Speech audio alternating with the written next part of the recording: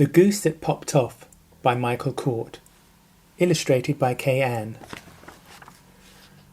Oopsie Doopsie and Trisha Letitia had taken their 7 young goslings down to the pond for an afternoon swim. All but one of the 7 goslings jumped straight into the water and began swimming and splashing and having fun. The youngest gosling, called Indianna, didn't like the water one bit. She didn't like getting wet. Although it is very unusual for a goose not to like water, Indianna had an even bigger problem. Indianna farted. All of the time. Indianna just couldn't help herself, and it was not a pleasant smell. Pooh! Go away, you smelly goose, giggled her 6 brothers and sisters, and ran away from Indianna as fast as they could. They soon gave their sister the nickname of Windyanna, which was sometimes shortened to Windy. Sometimes it was difficult for Windy's family to get used to her problem, for no 2 pop-offs ever sounded or smelt the same. For instance, Windy's flufferdoodles were long and squeaky like a balloon letting out air. These smelt of sour milk.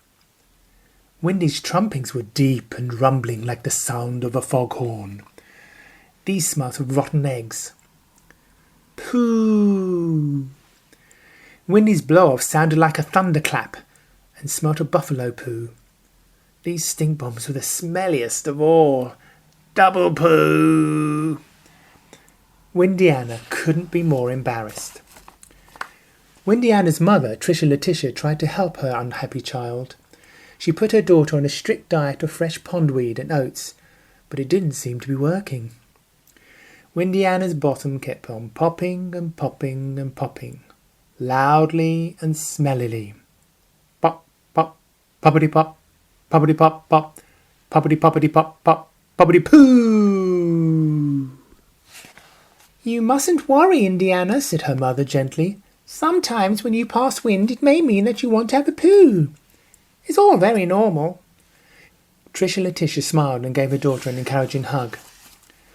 But poor Windyanna was so scared of breaking wind at the wrong moment that she avoided her family whenever she could.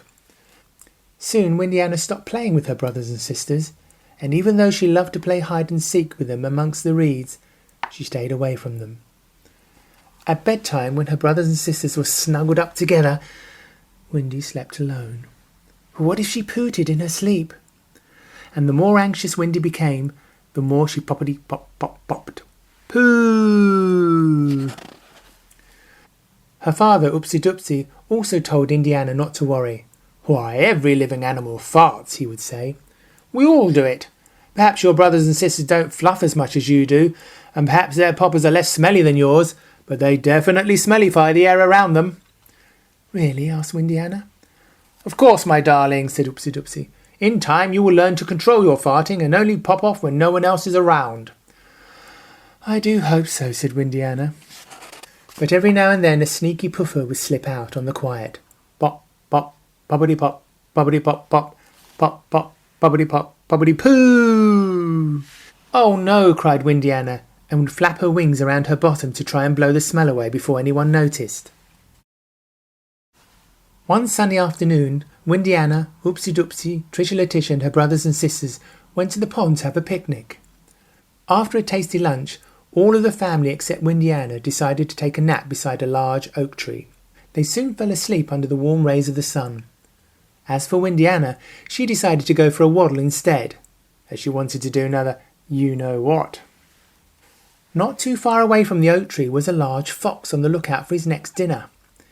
It wasn't long before he came across Windyanna's family fast asleep.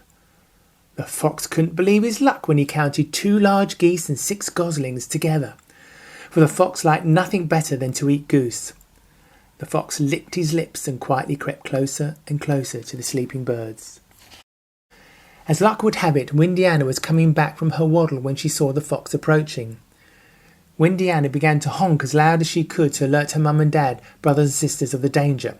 Honk, honk, honk, honk! Oopsie Doopsie heard his daughter's warning and herded his family behind him to protect them from the fox. He began hissing and spitting at the fox, but did not seem to frighten him in the least. Just as the fox was about to pounce on Oopsie Doopsie, Windyanna flew over the top of the fox and landed between her father and the enemy. "Get away, you foolish child," said Oopsie Doopsie. "The fox will eat you up in one gulp. Get behind me this instant." But Windyanna took no notice of her father.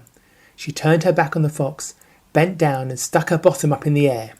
She wiggled it into position and then pushed out the loudest and smelliest fart she had ever produced. The fart exploded right in the fox's face. Kaboom! This was followed by an even louder and longer explosion. Kaboom boom! Popperty-pop, popperty-pop, popperty-popperty-poo! Windyanna's trumpings were so smelly that you could almost see them, almost smell them. The smell wrapped itself around the startled fox, who fainted on the spot. "Quick, let's go!" shouted Windyanna. Flapping their wings as fast as they could, and without looking back, the entire family took to the air and flew straight home and to safety. Without a doubt, Windyanna's bottom had saved their lives. Never again did Windyanna's brothers and sisters complain about their sister's flatulence. Whenever she popped off, they simply held their breath until the smell went away. Happily for Windy, the diet her mother had put her on began to work at last. And as her popperty-poppings became less noisy and less smelly, she began playing with her brothers and sisters again.